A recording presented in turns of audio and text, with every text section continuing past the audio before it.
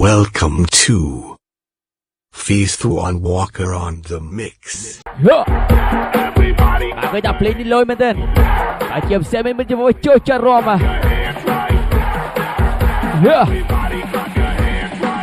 Cái thành lực đại từ lực có lên cho cái 8 cho 3 play mà.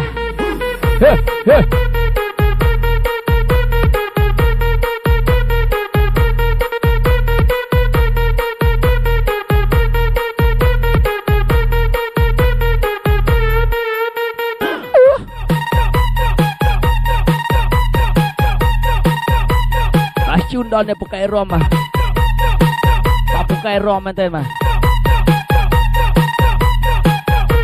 và cái rom chỉ môi xoay ra nữa,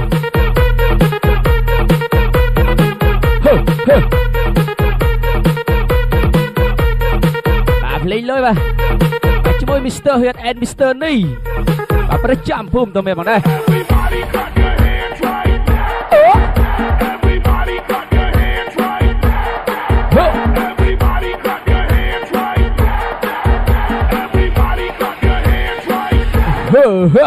Lối mới tên chả chút nào bong bong ôn chơi chặt pakai rom lại lướt đây từ lướt đây từ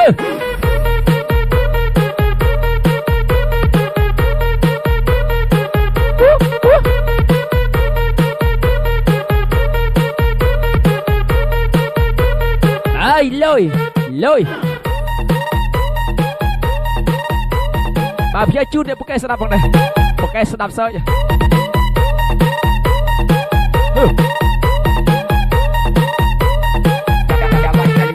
Ya.